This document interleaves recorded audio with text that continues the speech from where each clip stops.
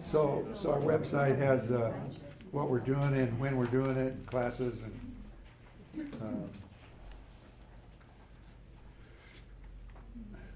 my wife and I do a lot of classes here and in Switzerland mostly, but they're very good, and if you're interested, that's where you find out about them. I thought I'd do that now because I might not be, you see how much trouble I'm having halfway through this. You can imagine me trying to write that up there at the end. So, someone asked me on the break, well, what about the new heaven and the new earth? So, well, that's the second half.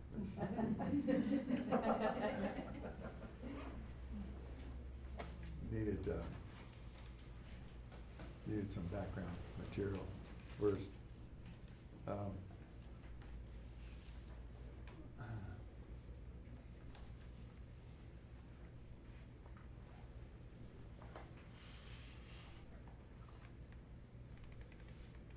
The more I get in this, the more I realize that all the answers have been sitting right there in print all my life, and it just takes a while to get through the layers of it. When I was starting out, the only metaphysical book I could find was the Bible. That was in the 50s. And the only people I found to talk to had very dogmatic ideas about what it said. So it didn't fit the experiences I was having. As a teenager, I started having these experiences of,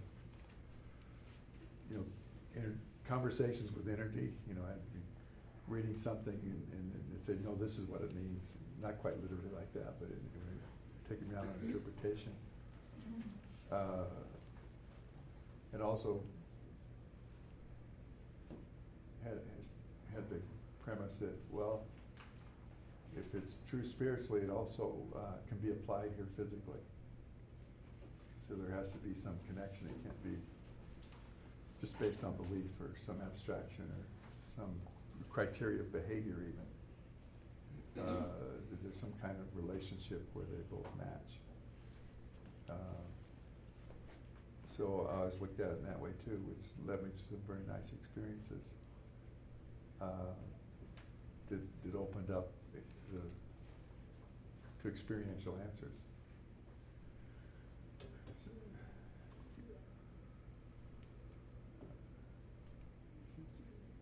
my experience teaching is that I find less and less people have read the Bible or have any exposure to it or know what it is.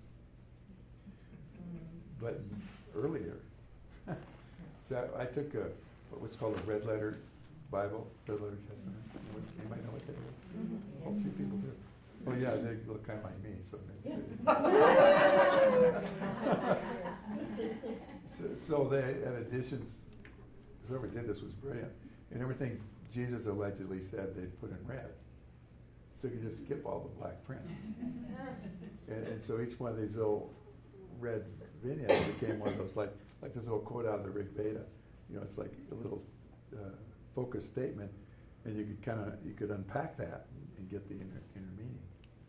And there was some really rich material in there, especially how to how life manifested as it did. Like there's a statement in there where Jesus allegedly said, I say allegedly because who knows? As long as it's truth, I guess, it works. But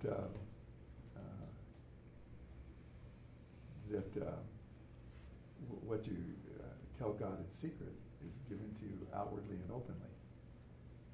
See, so, well, what's that about? Well, as I started to unpack that, it also had good news and bad news about it. Like all the secrets you keep are going to be given to you outwardly and openly. So it's a double-edged sword. But on the other hand, when I talk about being present, focusing in, and going with that attention, moving into loving. See, that's an inner process, so it's not something you're out here with. They've even done experiments like as soon as you close your eyes and focus into God or something higher, into loving, your brain frequency changes to theta frequencies. So it's an automatic switch. It's not something that only comes through rigorous practice for a long time. It's innate. It's built in. So it's like we move into that inner world, inner teacher, inner classroom. See, that's an internal conversation, so it's secret. See, so that internal conversation you have is the reality you're voting for. So if you're always worrying about stuff, what you're telling God is, I want more stuff to worry me. So you bring it on. So you start sometimes could be breaking the sound barrier, breaking the chatter barrier, and you get in there that more peaceful place, and the secret is, I want more peace. See, so it starts bringing it outwardly and openly. That's a lot of ways. There's more peace in your own life, but you find more peaceful people to talk to, for one thing, and maybe a little more equanimity in the face of all the conflict going on. See, so, and you're also, from that statement in the Rig Veda, you're voting for more people to wake up to the peace inside.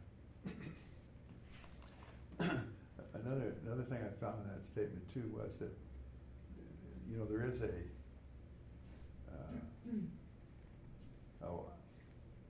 I guess I call it a plan. In other words, there is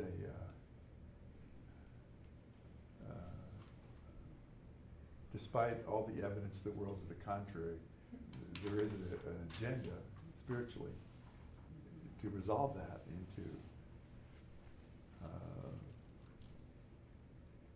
an opportunity to live in more peace and balance and joy on the planet. I think that's in there. At least they keep advertising it's in there. Like in the Bible, it also said that in the twinkling eye there'll be a new heaven and a new earth. I'm paraphrasing a little bit, but so today, so it doesn't matter. A new heaven, a new earth. Well, that means all kinds of things to all kinds of people. To the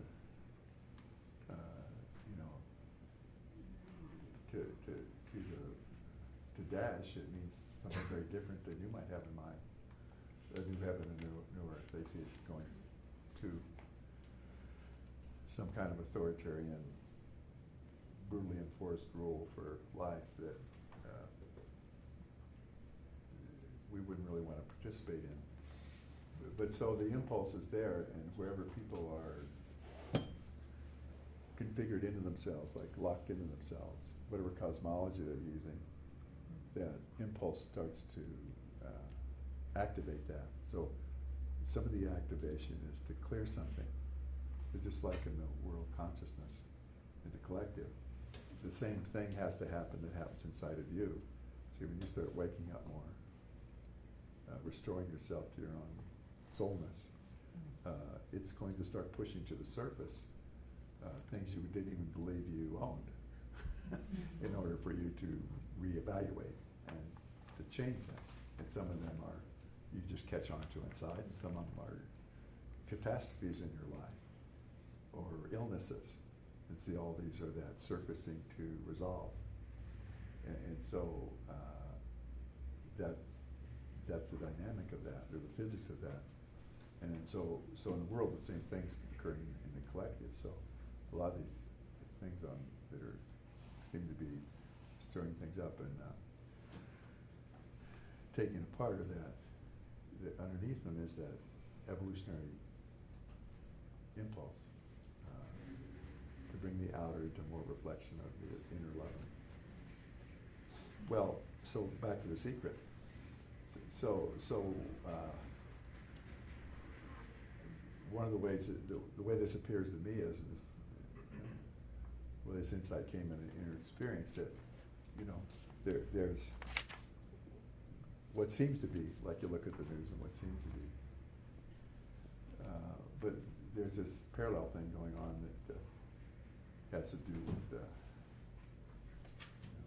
let's say, I don't know, could call it God's plan, but you could call it the collective impulse to transform everything into loving. So there's a consciousness working to preserve this, and the consciousness working to bring this into being. So what the insight was the new way was kept in secret. So that it would just put out in the public square before it's mature. It could be destroyed or stopped. So in the internal reality of people, there's this developing, call to self, and building a network of those people. And so it gets to a certain point where when it becomes public, it can't be stopped. So that's the twinkling of an eye. That's when it comes into awareness. So see, all that came just from unpacking that one phrase. So these are rich statements. They have these deeper implications to them, and they have to do with in the first half of this we've explored, well, what is it's like we're all concerned with who we are, but the focus is now what are you? See who we are usually gets tied up with our personality or ego, and that's the style of the day this lifetime. You can look around the room, see the variation. It's pretty remarkable that we've been crafting this body out of eons of genetic evolution, both within our own. I guess our consciousness decides what genes we turn on and off. And then, so your family line has to do with, you need comes down with a certain set of, parameters about how your body turns out, or what you're resilient to, or what you aren't, and all those things have to do with your karmic pattern. And,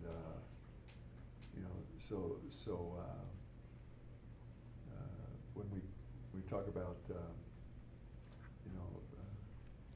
holding a secret, and when you go into meditation and go into that deeper dimension, you're seeking to enter into a room inside of you that is a deeper reality than anything you've cooked up to trap yourself in. There's another phrase. My father's house, there are many mansions. Well, that's a strange place to have a house full of mansions, instead of a mansion full of houses or rooms. But all you get with that is there's a lot of different areas in your consciousness.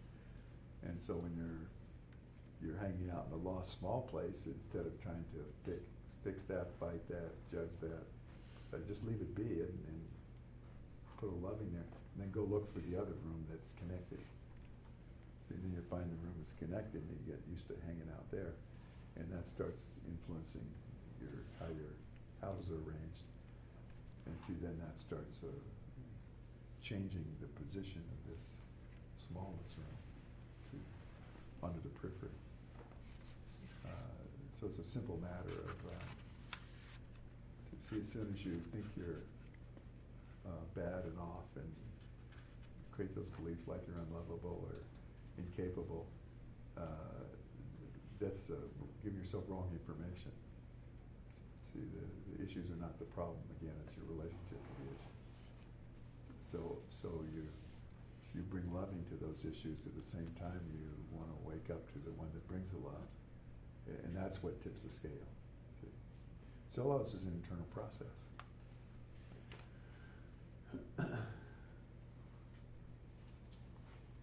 Well, maybe that's useful information or useful thing to play with.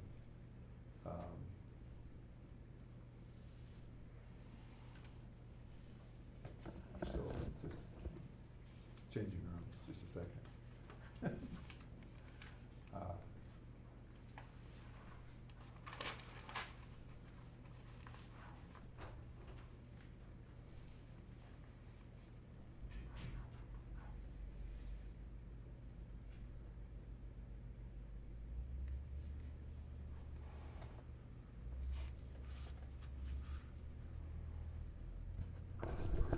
with that in mind, the challenge about this, these prophecies of a golden age or a new earth that have what I call a trick in the mind.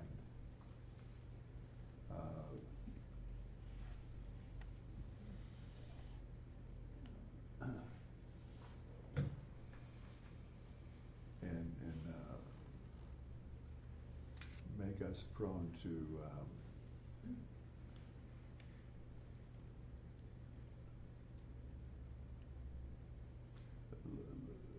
look outside of ourselves in a fanatical sort of way. So, our whole, if you just, take stock of your life and how you learn things, we're very outer directed in a lot of ways. And so the reason we might attach to such a prophecy is that, life kind of sucks. See? So say you move into a victimization, like I don't have power, I don't have this, this has done that to me, or you see yourself small. In other words, a very subtle tendency to look outside, like, to the guru, to the politician, to the hero, to God coming and fixing something out here, or getting even with your enemies, or changing the neighborhood as an external thing. Does that make sense? Mm-hmm. Yeah, and to the degree we see it that way, there's a lot of very, all the places of lack inside, it takes a while to fill them with loving. So they're not lack. It's so interwoven through us that coming with fear-based reality is so interwoven with our character, and the evolution of that is to a love-based reality. So it starts out as an idea.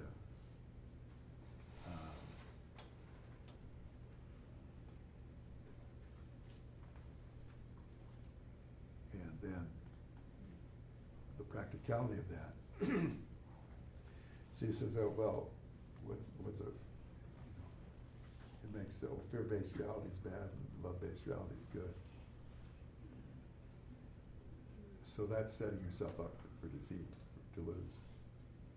See, because fear-based reality has a place, and love-based reality has its place.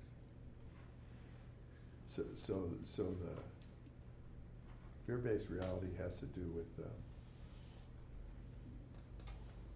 the part here that's looking out at life, and everything you see is the past. So the fear-based reality has to do with surviving in this world and living in a body. So some of that's good, right? Like, if you see a speeding car, you know not to walk out in front of it. See, that's fear-based reality. You say, well, God wouldn't let me get killed by a speeding car, I'll just walk out there. Well, there may be special circumstances, we have these stories in the Bible that say that, but, based on where you are, I wouldn't count on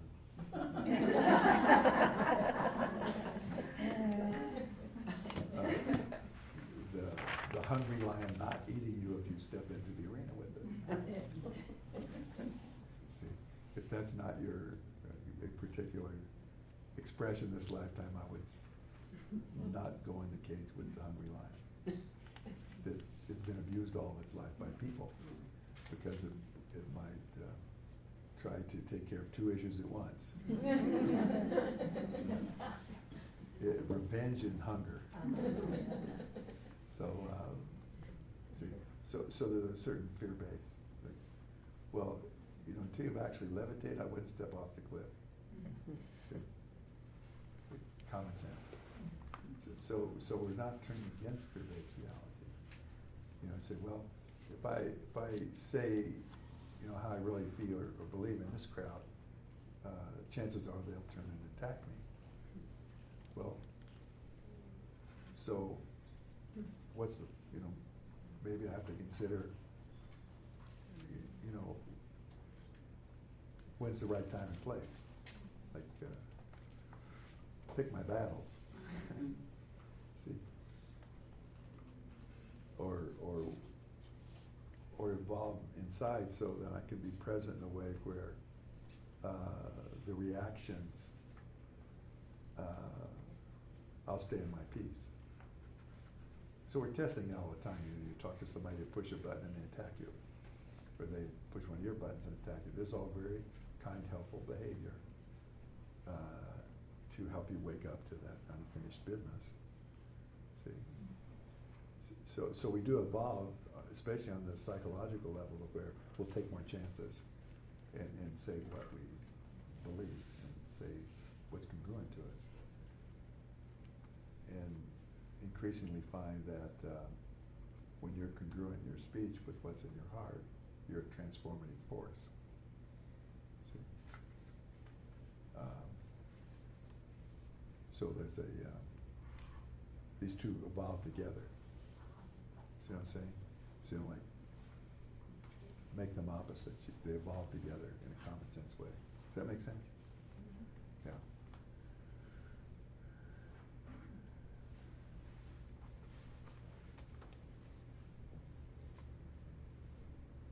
So that's I think the first step in this is where you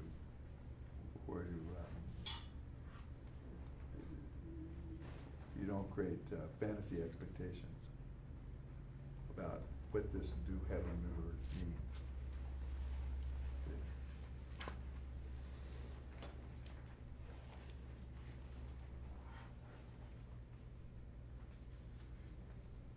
There's been, you know, you would say,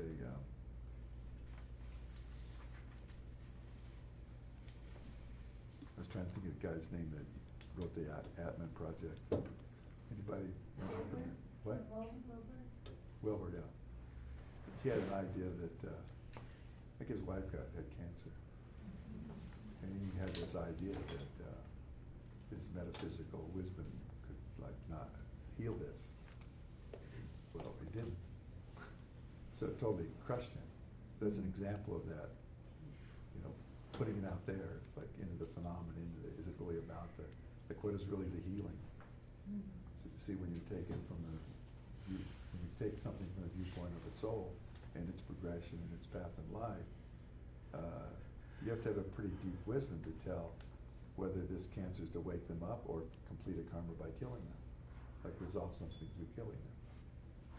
See, that's just as much in the God is love reality as the one that has a spontaneous healing. It depends on what is the experience of that being, and they're eternal, and they're allowed as, you know, this long-term thing. So if you have a dogma about this, like it's going to be a magical thing, so you can betray you. You can very easily turn to cynicism because when you look out at things, if you get too caught up in the theory, you're just seeing evidence that it's going down pretty fast, you know, including the environment, you know, and all that. And so there's that side of it. And what the fear does then is draw your attention to, oh yeah, there's terrorists, there's environmental degradation, and so that hits you. There's fear in that. So it brings your attention to it. Well, as soon as oh, what's the difference there? Well, there's a tendency inside of us to take things like your feeling of fear, and if you identify with it, like you make, it's kind of this authority inside of us. That some people call it the I am authority, but whatever you declare inside of you is the reality, the cosmology you set up. So if you take the fear and make it your identity, see, it goes into your cells, it goes into your body, it goes into your perception of life. See what I'm saying? Like you become the fear, you become afraid, and that cuts you off from your own source.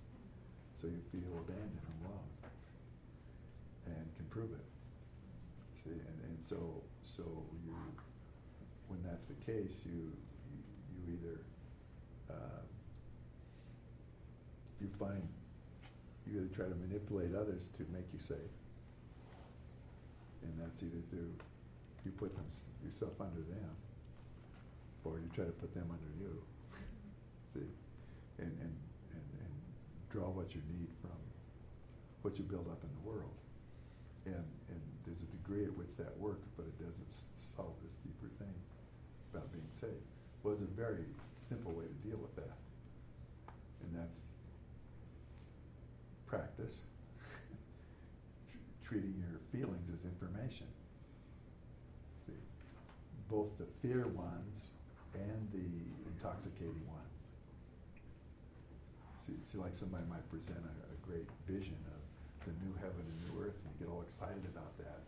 And because it's in there archetypally, you get taken over by the archetype. And so you identify with it.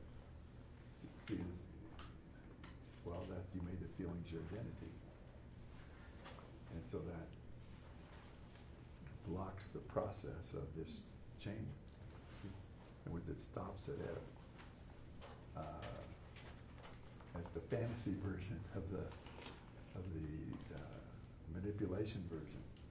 See, it's all there to wake you up to who you are, and if you latch onto it in this external version and sign up and identify with it, it stops there. It becomes a material creation. It becomes sourced out of the material vision of it. We find these ancient civilizations, well, they're meant to decay because we take them as far as we can, and then we start identifying ourselves based on what we created. This, perfect life, this, the right irrigation system, all that, and then we become complacent, and it starts to degenerate because it's not really based on the soul anymore. It's based on this thing we made. So we're looking for making that thing. And then, interestingly enough, those who become holders of that vision become over you and making that thing. You sign up and they're in charge of you. Mormon friend back there shaking his head. Yeah, that's kind of like that. Worked pretty good, actually. But it's still it still goes against the purpose of creation.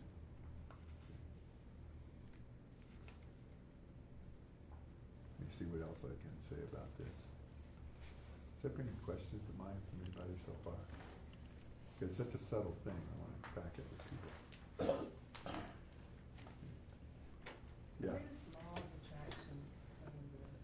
Yes, I'm just describing it. Reflection. That's what you pay attention to. Is that what you get? Mm-hmm. See, and so that's a metaphysical teaching, and it teaches, well, if I build up this, magnetize and build up this vision and charge it, it'll bring that to me. Well, it will, except that it's kind of based on a manipulation, those practices. There's a deeper law of attraction that is based more on the holism of it. In other words, what you see is what you get. In other words, the life that's present for you is there to serve you. In other words, it's not a negative thing. Like, you try to manipulate away your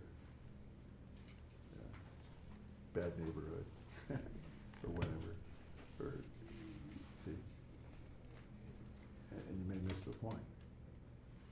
A different way to look at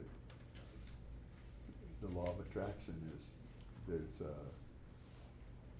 the karmic law, which is cause and effect.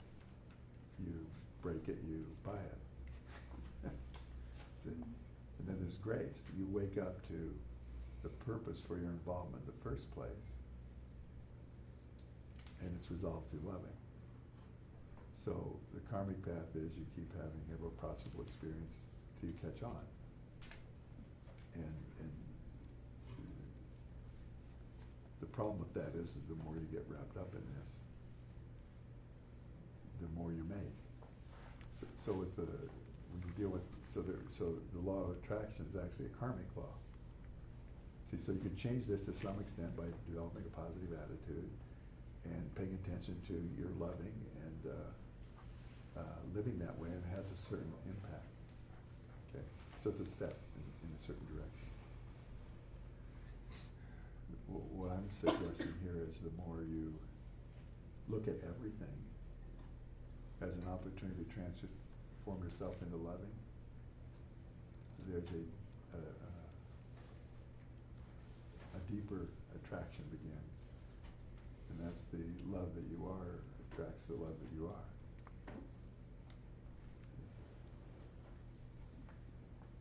Does that make sense?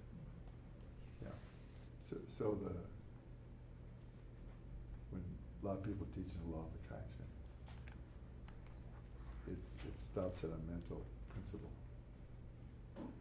See, because they're trying, people it doesn't take them to getting that it's handled as they wake up to themselves. See, so just build another, you maybe move your eye further up the scale, see, but you're still in making a creation out of that. Just making sure I have time to finish before, yeah. How can it stop? You says it stops itself, but if the mind and the heart are connected, it can't stop. How could it stop itself because if you Well, if the law of see, I'm attraction- already in a place I can't answer, because you said if the mind and the heart are connected. when the mind and the heart are connected So in you the set law up of attraction. a superstition. See, with if this then that. So when you struggle with this too much mentally, it's like it's just going to keep spinning you in a wheel. So.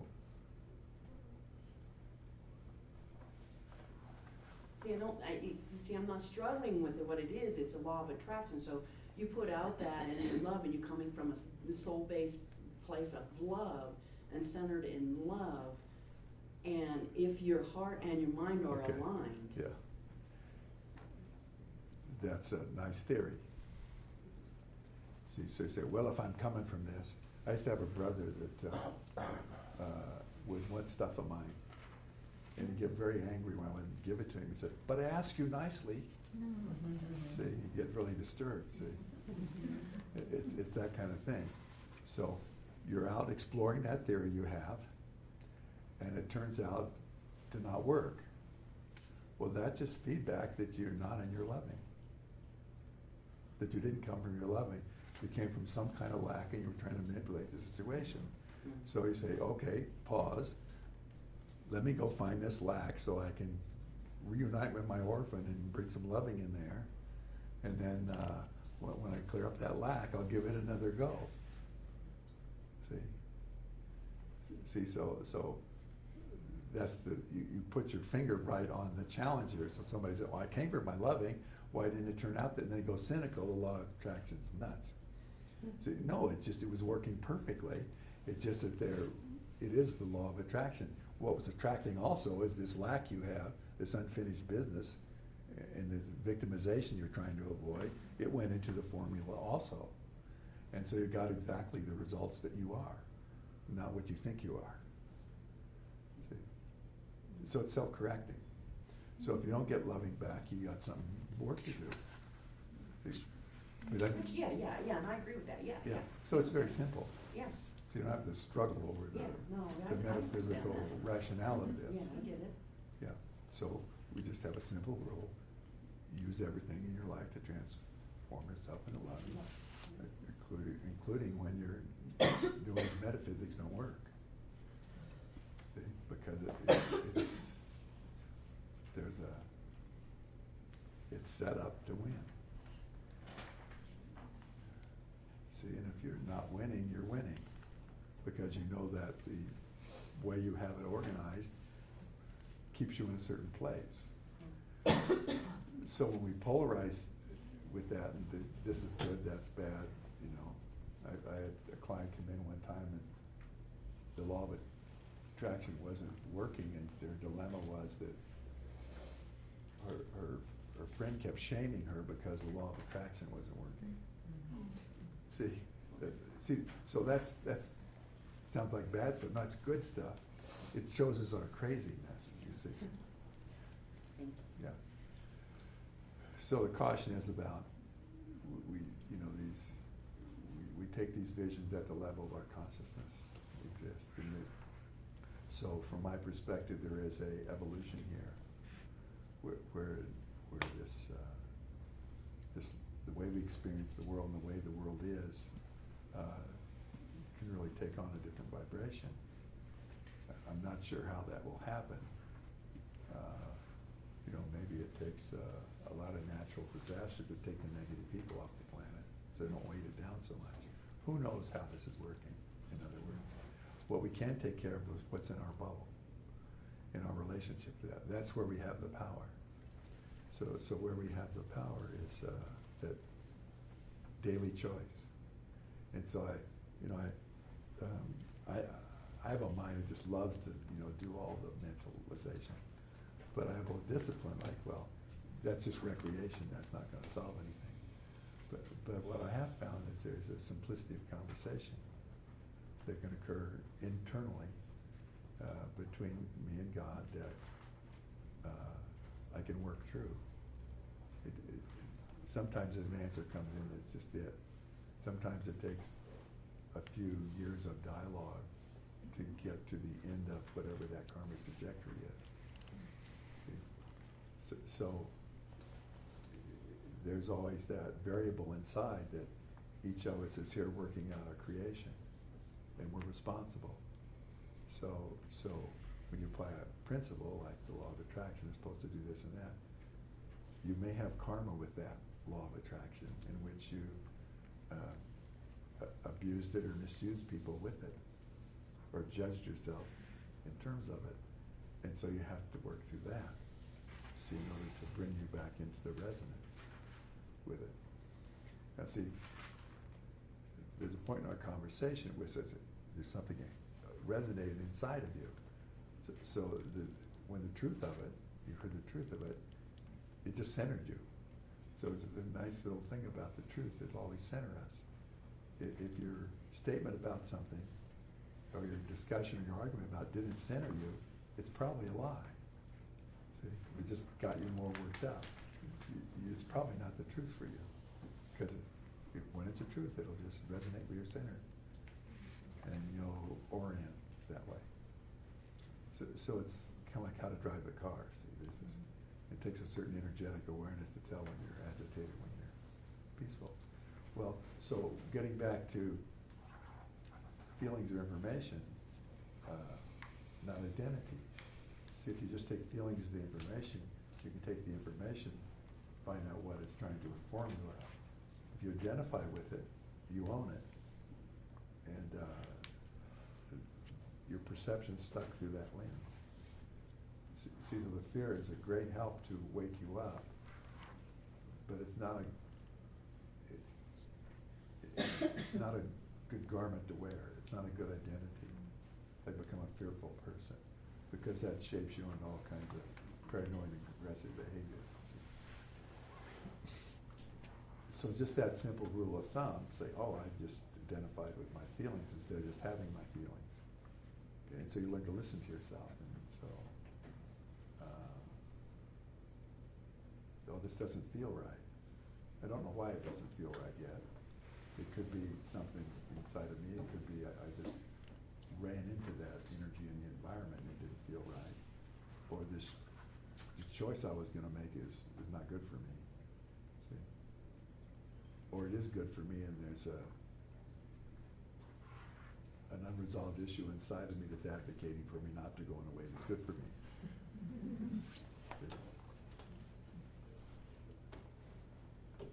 So you start tracking the information rather than moving into trying to be good or bad or right or wrong. Does that make sense? Yeah.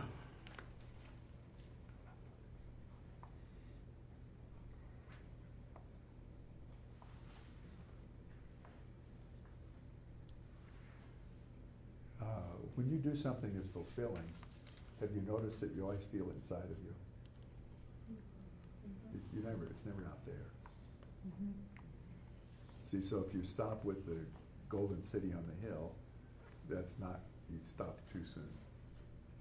See, you do something that you're really proud of and it makes you feel good. So what was the purpose of that? Do I enshrine this?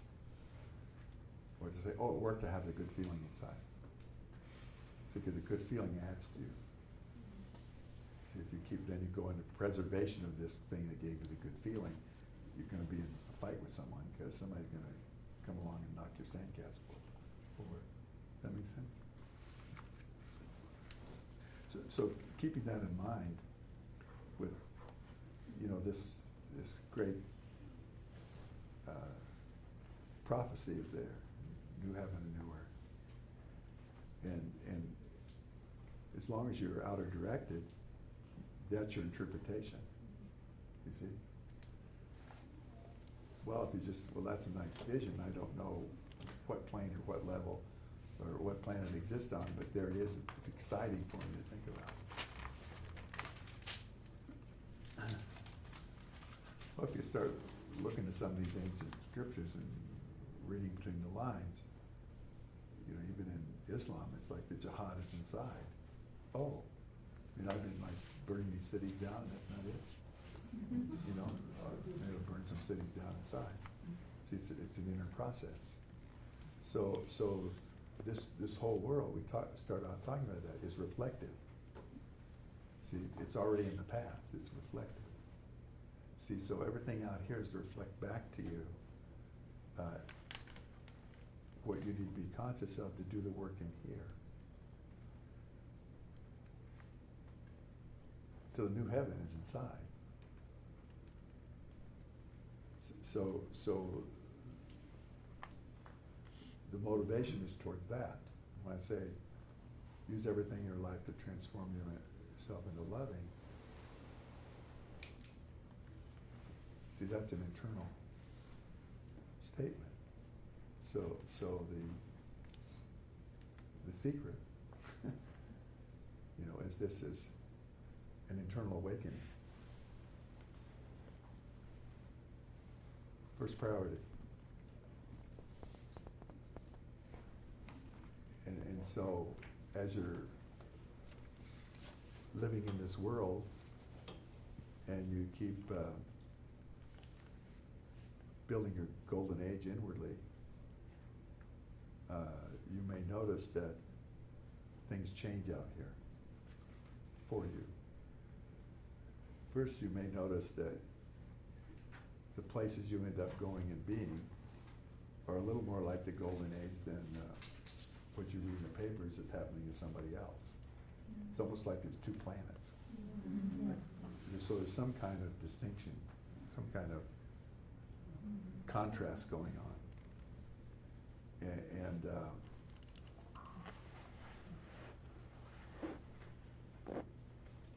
I don't know the full implications of that other than in my life I noticed that the things I do and work with,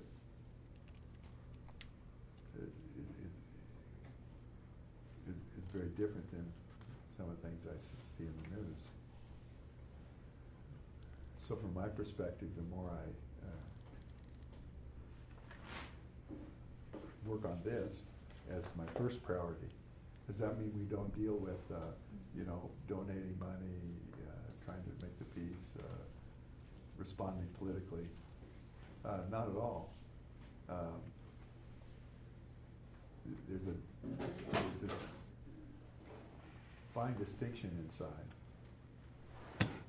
See, my experience of responding to something with loving is, when somebody comes into my life and takes my attention, I'll respond to it in whatever way might be necessary. But I don't condemn it. I don't say it's wrong. I just say, in a practical sense, this needs to be stopped. You know, so it's like the difference between locking a criminal up or shooting them.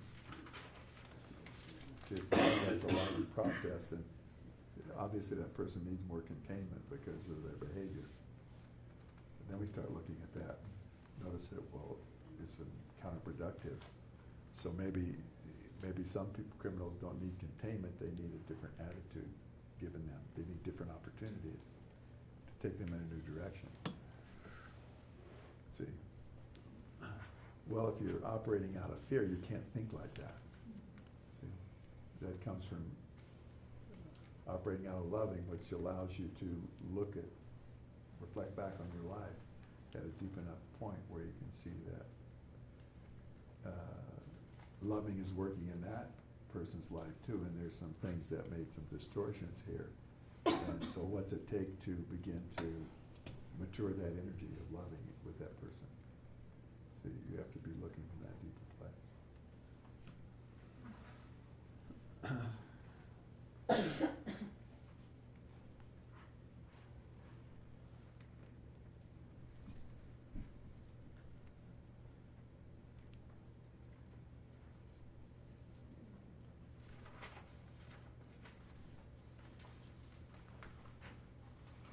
So it is a bit challenging to deal with finish each day on the day, finish each day that day.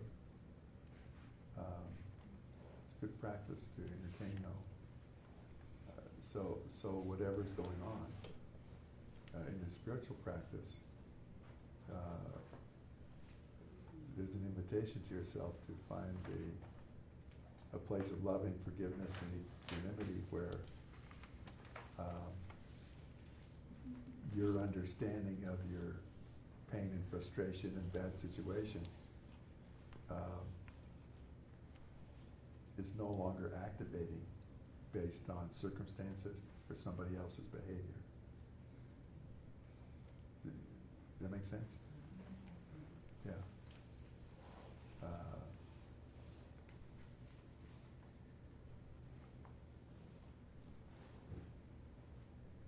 Doesn't remove it from the practicalness, but what it moves it from is those things you've seen as handicaps or adversaries. They no longer define you. They do hold what you have to deal with, but they don't define who you are. So one of your worst adversaries may be just helping you be strong in yourself and in your loving for yourself, regardless. See, many times when a person gets to that point in an adverse situation, the adverse situation resolves in some way. Either something intervenes or it goes away. Does that make sense? Yeah. So that's a little deeper than the law of attraction. That is, we switch from a fixed approach to a change in consciousness approach. So everything that happens is assisting you to change the consciousness, change in here. Does that mean you still don't try to be wealthy and prosperous? No, but the motivation of it is very different. See?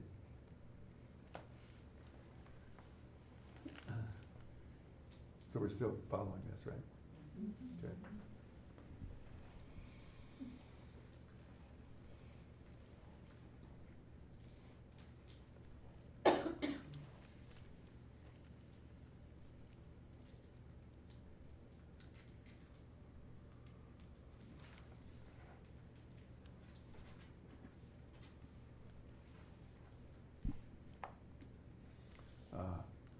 So that's a tricky one.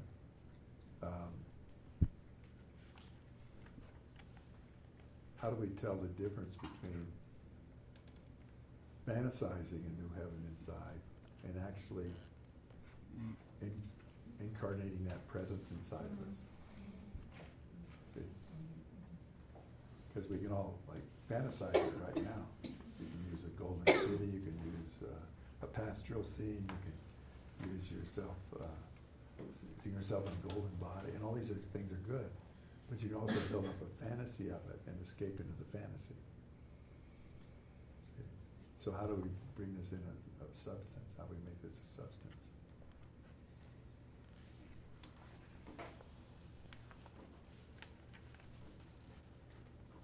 Well, the first thing, again, this is a little bit of a review of where I've been talking about so far. The place you can know the answers to those questions is right where you are. Does that make sense?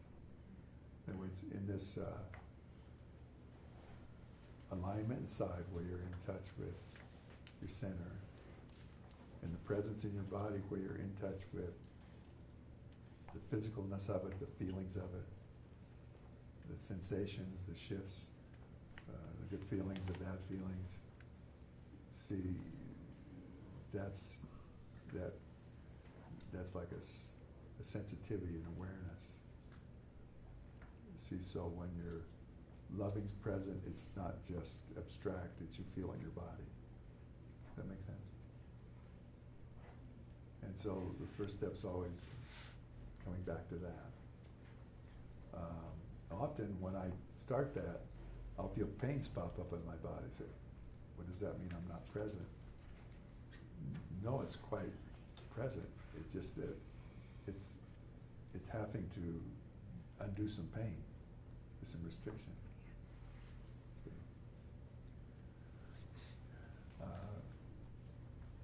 So in the practicing of that, it's an awareness. It's you take over your space.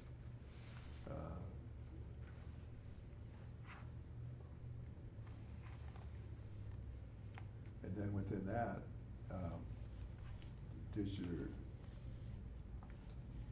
you probably found this, you start imagining going someplace or imagining being with someone, especially someone you're attracted to. You start imagining being with them, and it creates the energy to go be with them. See? So there's a sensation that goes with it. You become, and you pursue it till it becomes real physically. Well, the same thing works inwardly. When your images take you to a substance of feeling, a substance of awareness, see, it becomes a place inside of you. So you're also building the capacity to experience the new heaven that already exists inside of you. See, so another thing I'm saying here is, there's not something you have to create, it's already in there. So it's something you'll remember and awaken to. Well, so that's a different process than imagining it, or making it up, or fantasizing about it, or making a glorious story about it. See?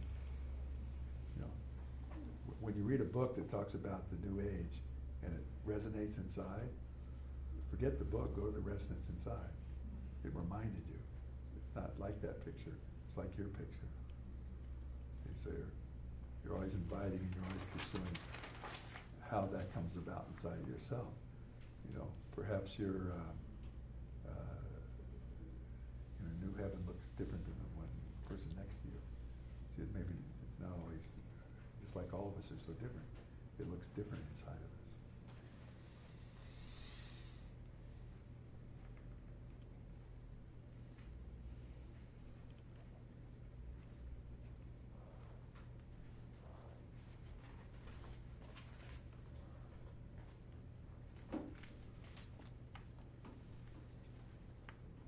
So, any questions so far? I'm gonna, yeah. So what, it seems to me the most important thing would be to get in touch with the unresolved issues. So what in your No, the opinion- most important thing is to get in touch with your loving. Otherwise, forget your issue. You can't do anything with it.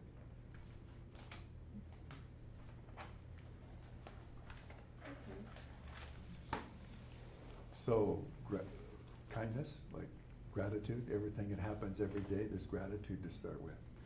Does that mean you're just rationalizing or putting away? No, you're grateful in that sometimes it brings you peace and sometimes it brings you disturbance.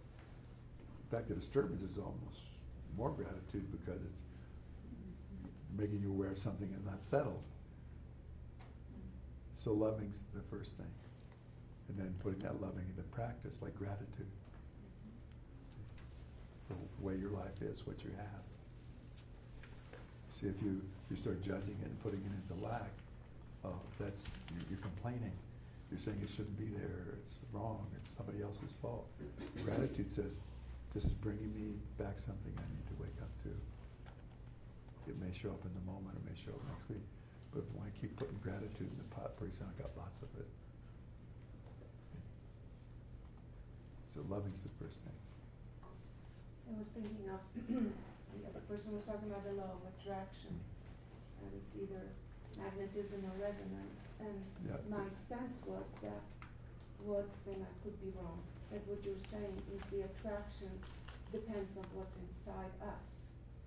And so if the result is not happening, if whatever it is that you want to attract Yeah. is not happening, then I understood you say that it must be the unresolved issues within me in this case. Yeah, so- that is not Yeah, doing so it. one thing that also says, in your use of the law of attraction, you were going for power, not love.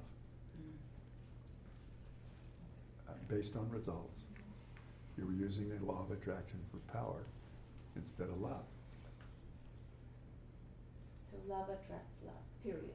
Yeah, so you go inside and say, who's not being loved? Who inside of me believes that power is the answer to fix things? See?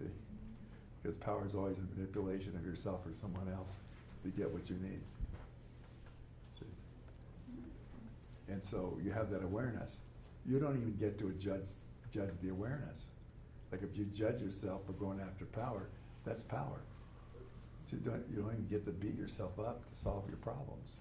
You can only be grateful for what Well, is. that's if you want to clean it up. That's it. See, because Gratitude must be the best broom. it's a good broom. Yeah, it's like so that brings a loving present and invites the wholeness to help you deal with the issue. See, we have this field and we're connected to everything. Well, when you go into judgment, you contract, and so it takes you out of resonance with the field. You disconnect from the field of life and disconnect from your alignment inside. See, so the whole practice is to get over that kind of approach and do more responsive ones where it increases the loving, so it becomes more evident.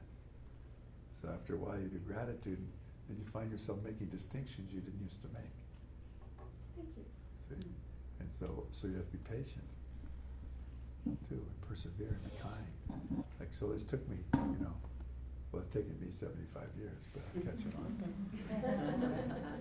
So it takes a while, in other words, but this lifetime is set up to win in that sense. See? So when I talk about change instead of fixing implies something's broken, and you're not broken. You're working fine. You did this crappy thing and got crappy results. You're working just fine. What's the fix? Well, you could change your relationship to yourself. So I'm talking about changing your consciousness in relationship to what you're doing. See? First step is to take responsibility. What's the fastest way to do that? Be grateful. So I have another question for you. If it's as good as that last one, go ahead. How do you see the new technology, especially the internet and all that goes with it, in the new heaven and new earth? What? It's just it's a technology, it's neutral. You can identify with the technology, or you can use the technology to express your loving. So you be grateful for it. And I'm working on it. yeah.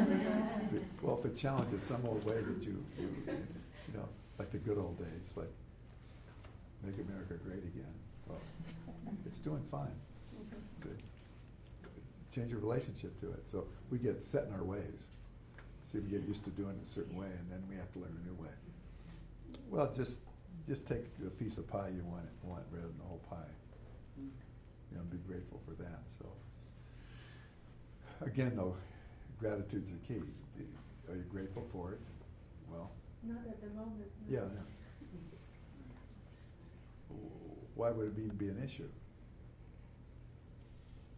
Do you use it? No, Well, what's the issue? it doesn't make me very popular. So you want to be popular? No, it's, I'm not wanting to make it a personal thing, but I'm not sincerely, I think it has a tremendous, function, and it also, I see a lot of dysfunction. Yeah, so that's true of everything. You drive a car? Yes. Oh, see, that's technology, and it has its function, it has a dysfunction. You drink and drive, it's a problem. See?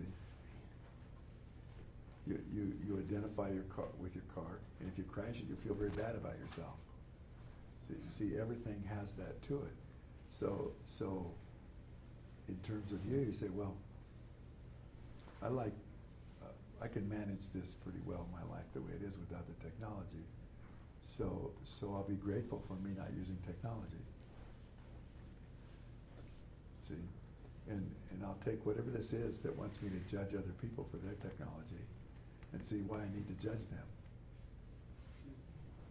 See, and if they're not after me, I don't have to be paranoid in that area. I can relax, and technology will not sneak up on me and corrupt me in the middle of the night. I can just be grateful. I don't even know that. Well, I'm just exaggerating so you get the point. See?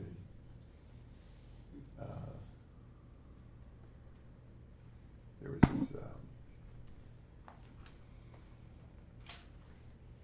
what was this Schwarzenegger thing about the guy comes from the future and tries to kill, Minority Report. no, not that one. What? Terminator, yeah. Oh, Yeah, so there, the plot. I don't know if this is gonna help or not, it might make it worse for you. I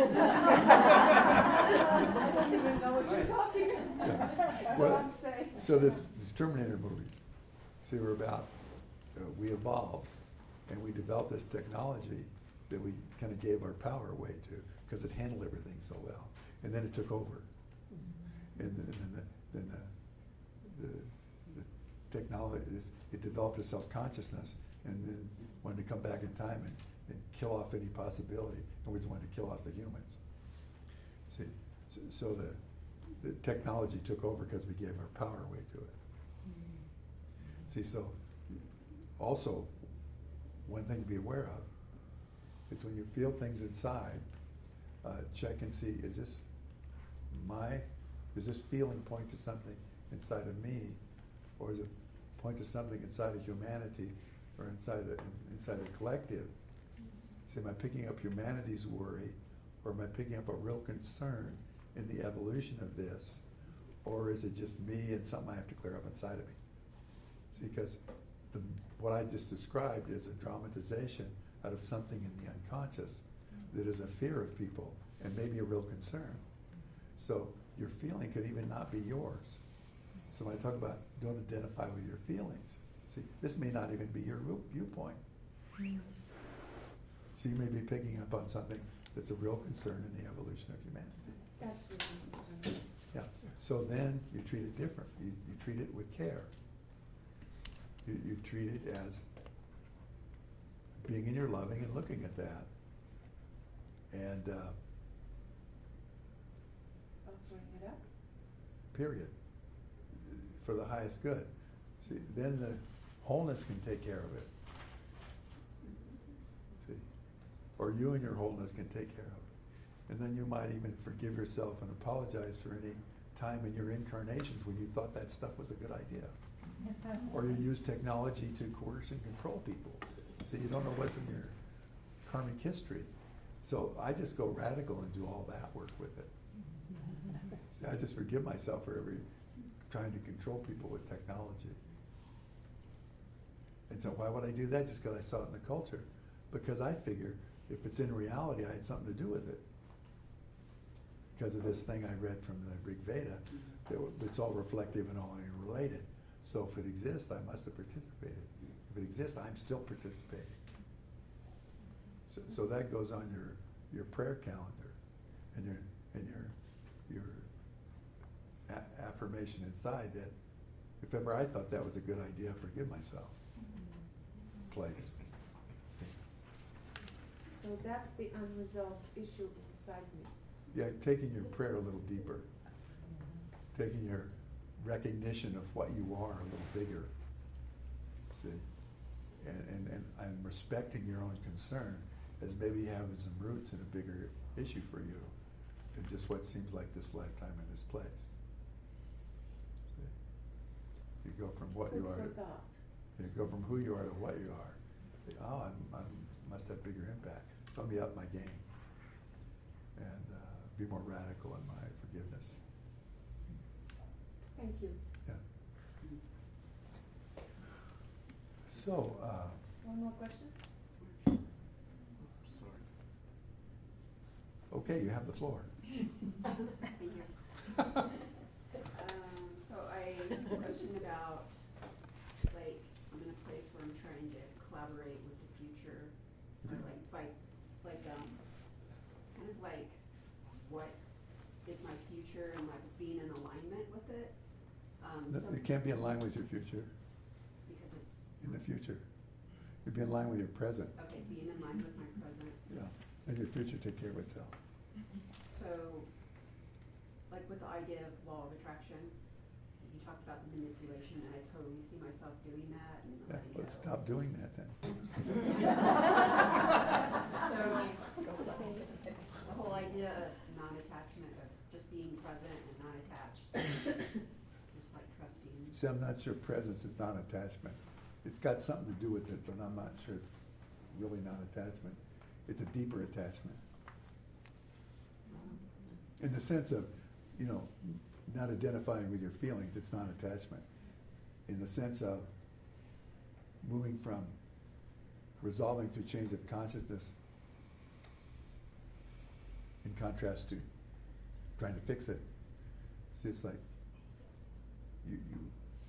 when you find the place of liberation inside of you, attachment is an issue. It is or isn't? Is not. See, so.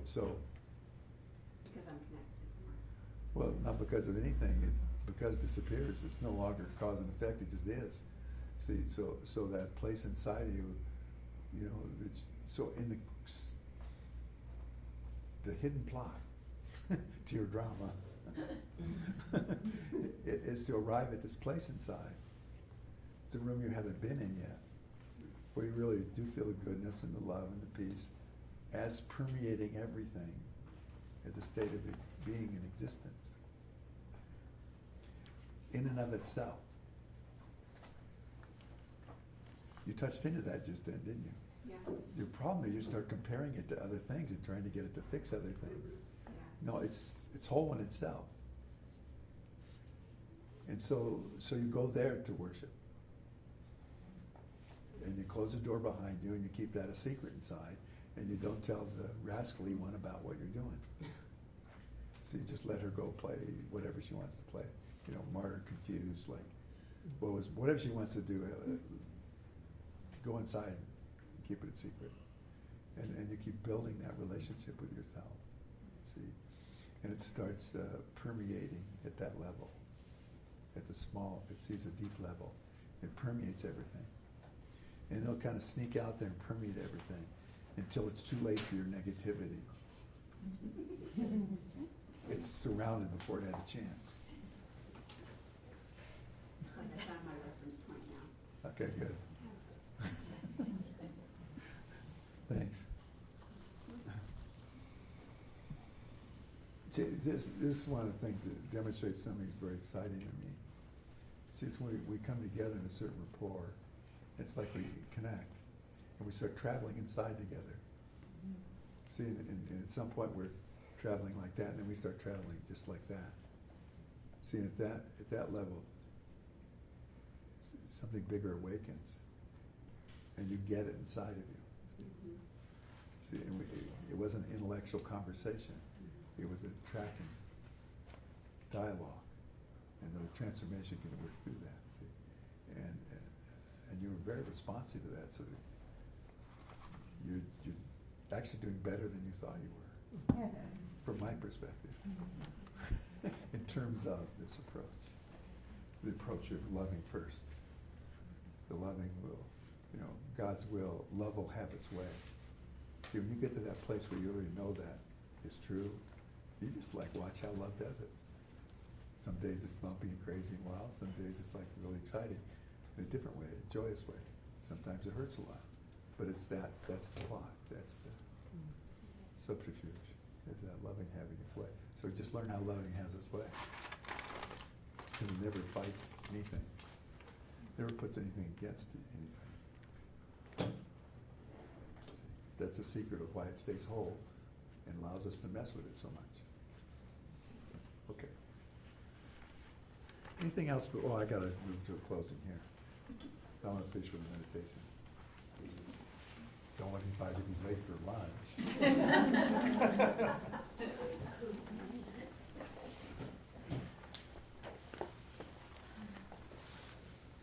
Okay.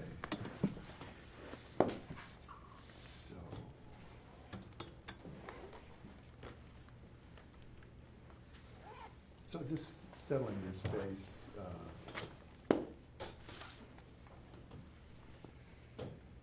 Bring your awareness into your body. And just touch into your body with gratitude and allow that touching into your heart to surround your body so it's held in the loving and permeated by the loving. It is always a good place to start.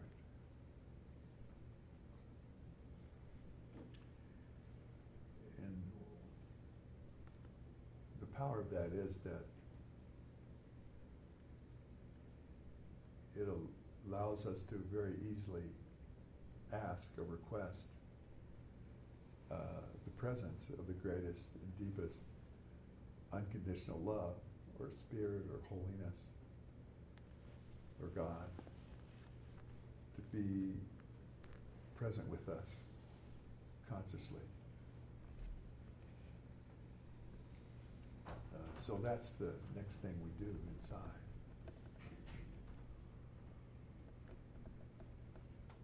And so we just move ahead with this. We ask for that presence of loving, presence of soul,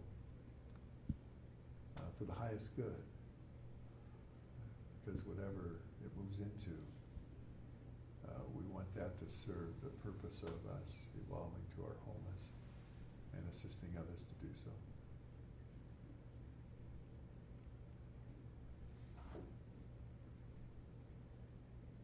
And just give yourself permission to be aware of that joining.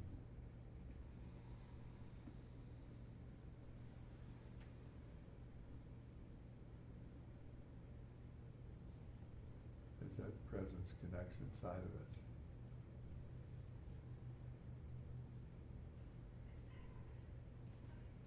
And when we're present this way, that's the realness. History begins to just orbit around us as a Saturn band, just sitting there so that we can reach out and touch the past, so that we can see to the next ring, which is the future. And in that further out ring is all the ways the loving is trying to reach you through your life in the world. In the closer ring is all the ways that you're involved with issues that inhibits seeing that or blocking that. But in the presence, where you're lined up in the center,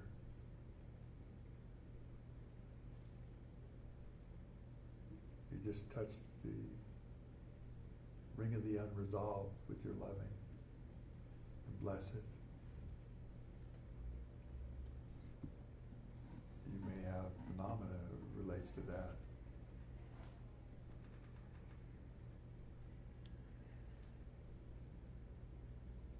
At the same time, you look beyond that area in your consciousness to the loving that's reaching you from the periphery.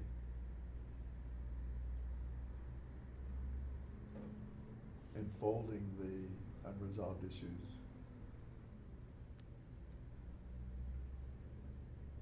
And just watch how it occurs.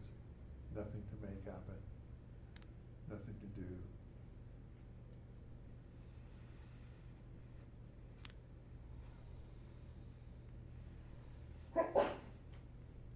And as you do that, you may find areas you believe were negativity within you. Just change how they're with you. And you see that they're an asset of wisdom, of character building.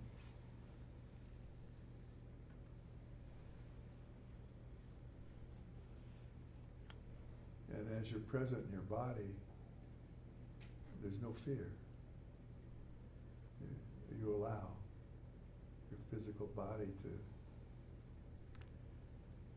have an intimate relationship with your eternity. By so doing, it will approve the message.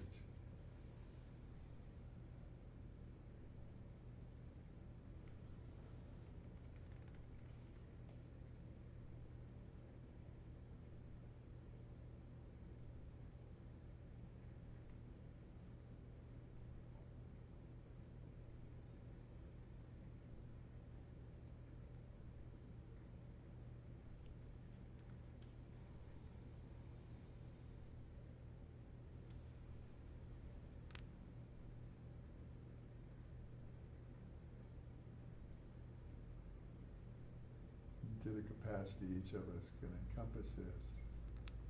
Request within yourself.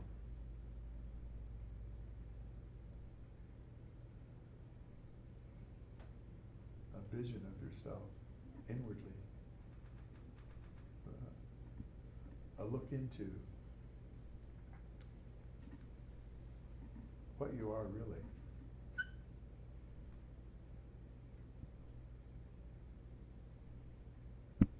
And just trust how that appears for you. It may be images, or it may just be a feeling. It may just be a relaxation or a sense. Not judge it. We're looking for presence.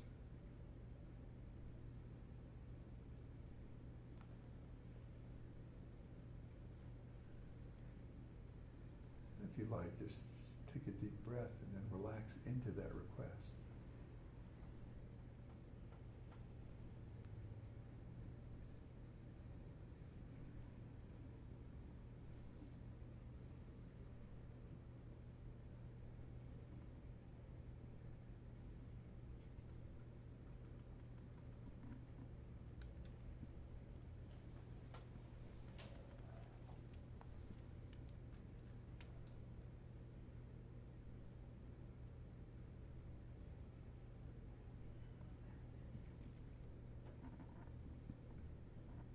So it's a request to awaken.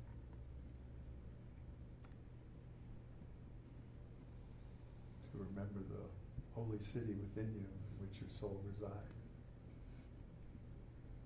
And in which your relationship to all other souls in this reflexiveness are the population of that city.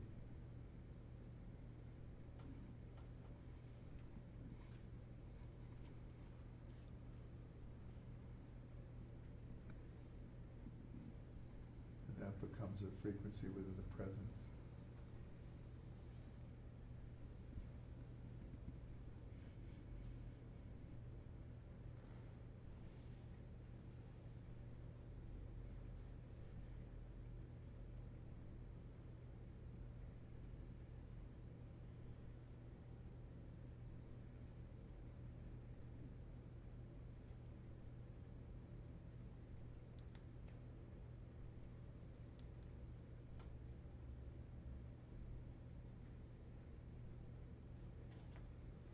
in that presence, we discover that, oh, we're the ones we've been waiting for.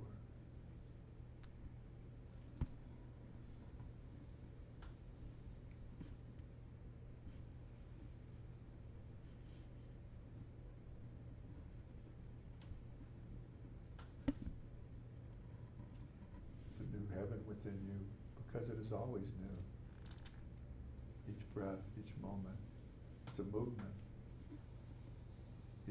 Each moment is a change. So the identity is on the movement, the change, the loving.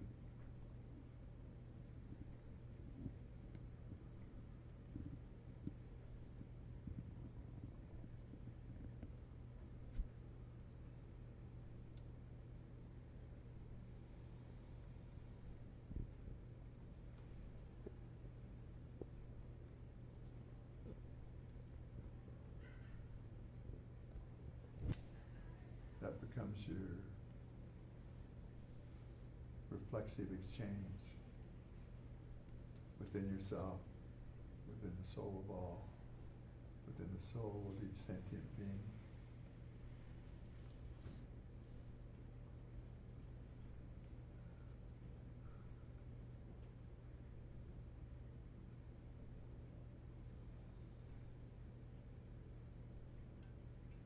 And in that presence is a choice.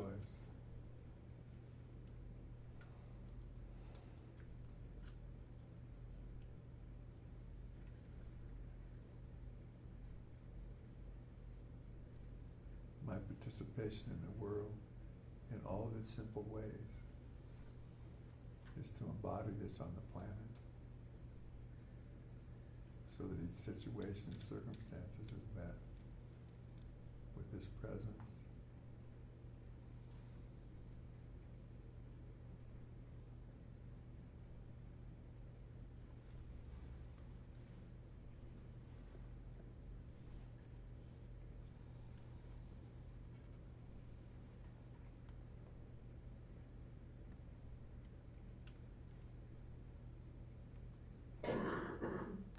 And in this way, when we use from this place, from this loyalty, from this power, from this loving, we become very good at transforming each small thing in our life into loving. The big ones will take care of themselves.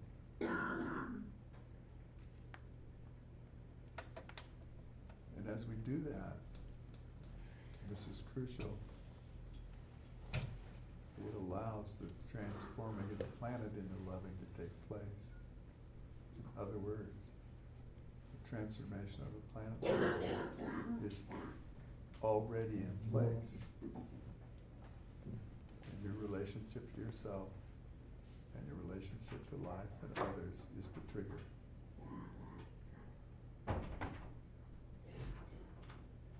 So our work is simple and profound.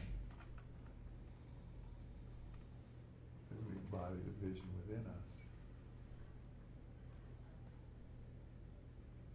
and the intimacy of our souls, and the intimacy of our loving, and the presence of that intimacy in our bodies, and the subtlety of unfolding that into our behavior.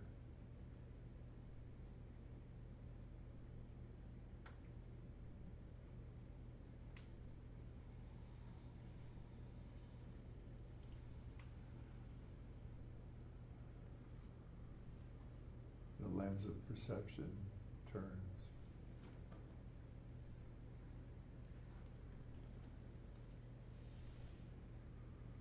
And the world changes.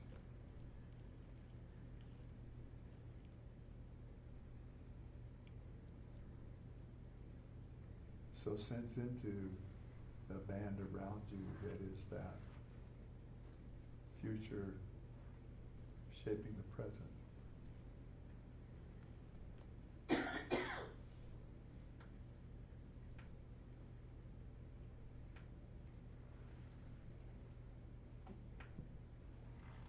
And make it so in your heart.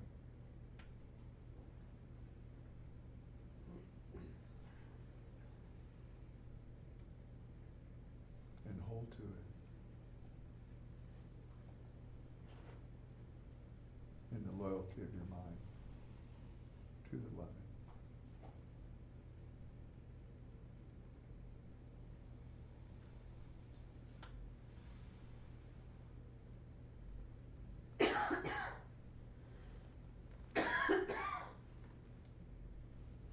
And just stay with that for a few moments. From a perspective of yes. So it can settle in. So you can introduce yourself more deeply to yourself.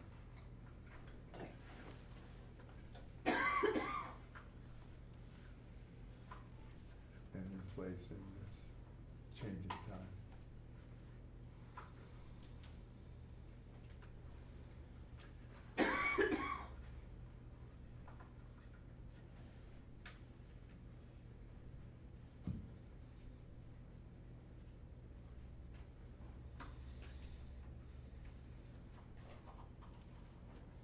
And in its openness, any blessing that can be extended to anybody, or anything transformed or lifted into a greater field of loving, we just ask that it be made so, keeping in mind the highest good.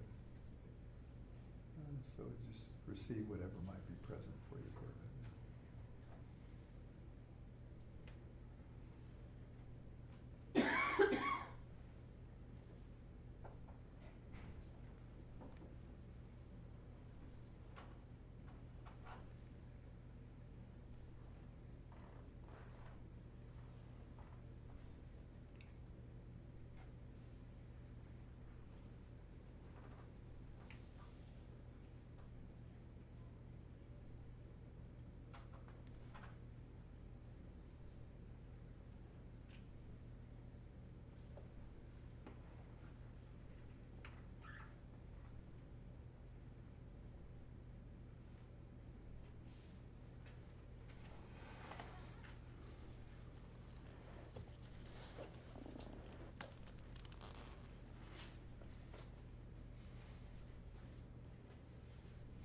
And just as we bring this to a change, just see this loving go out to the next moment into your life tomorrow. And remember that just take a moment with each thing you do, each thing you say, and send the loving first, and then act, and then speak.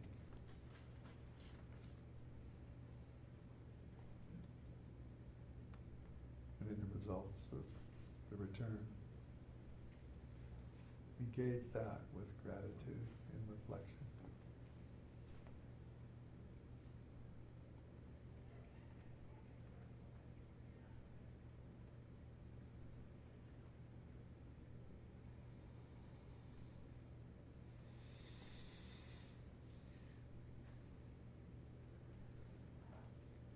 And so when you're ready, just start shifting into your next activity.